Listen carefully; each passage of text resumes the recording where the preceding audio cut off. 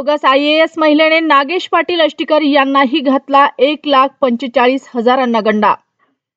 छत्रपती संभाजीनगर शहरात तब्बल 6 महिने एका हॉटेलवर थाटात राहणाऱ्या बोगस IAS अधिकाऱ्याच्या नावाने फिरणाऱ्या कल्पना भागवत या महिलेच्या कारनाम्याने सर्वत्र खळबळ उडाली आहे।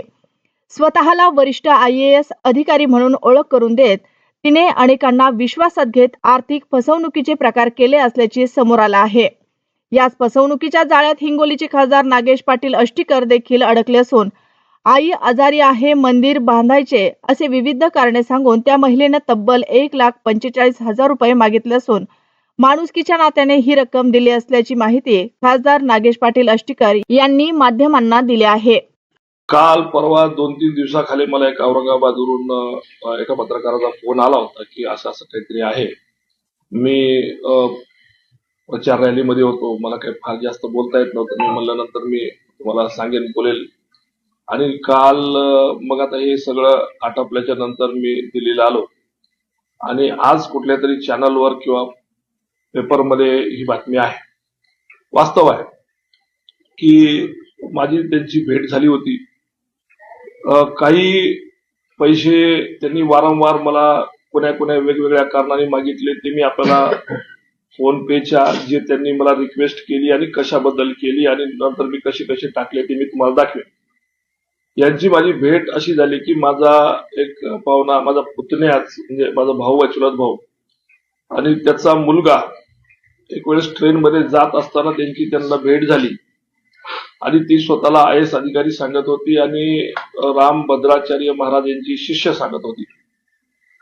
मग त्यांनी काहीतरी मंदिराचा विषय होता आणि मग त्यांनी त्या संदर्भामध्ये त्या मंदिराला देणगी वगैरे देण्याच्या म्हणून, आता ते गरीब माणसं त्यांना काही होत नव्हतं, बाबा चला म्हणे आमच्या दादाकडे नेतो आणि मग तुम्हाला ते काहीतरी तुम्हाला मदत करतील, या दृष्टिकोनातून ते माझ्या गावी तिथं आले होते माझ्या घरी आणि त्यांनी सांगितलं, त्यांच्याकडे क्लिप आहे, व्हिडिओ क्लिप आहे, जिच्यामध्ये भद्राचार्य महाराज तिला म्हणतात की ही आमची अतिशय चांगली शिष्य आहे आणि ती IAS आहे आणि फारच होतकरू मुलगी आहे, असं तसं त्याच्या व्हिडिओमध्ये मी स्वतः बघितला। तो व्हिडिओ रामभद्राचार्य महाराजांचा एका स्टेजवरती तिचा सत्कार करत होती।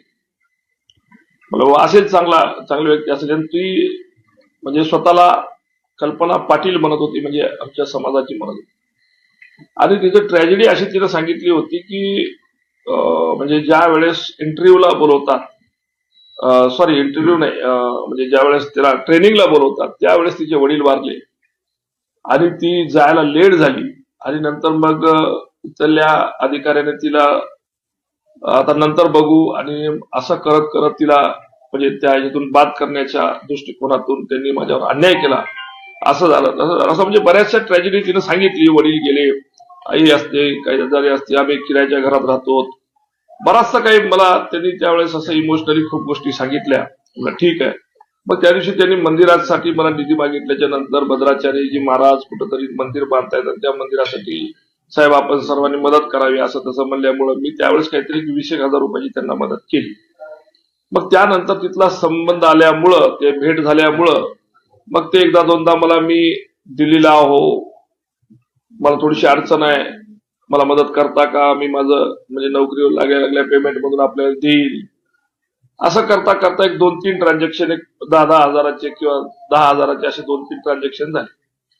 एकदा ते म्हणले मला की माझी मेडिकलची आता म्हणजे माझं सगळं झालंय आणि मला मेडिकलला बोलवत आहे आणि साहेब म्हणे मी खूप अडचणीत आहे,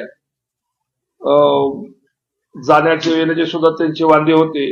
मग एकदा तिथून त्यांना जाण्यासाठी येण्यासाठी व्यवस्था करून दिली, त्याच्यामध्ये एक 10,000 रुपये तेव्हा दिले आणि लास्ट ट्रान्झॅक्शन जे माझं दिलं म्हणजे खूप मग त्याची आई कुठंतरी खूप आजारी आहे, 1-1.5 लाख रुपये मला पाहिजेत, कसं तरी करून द्या।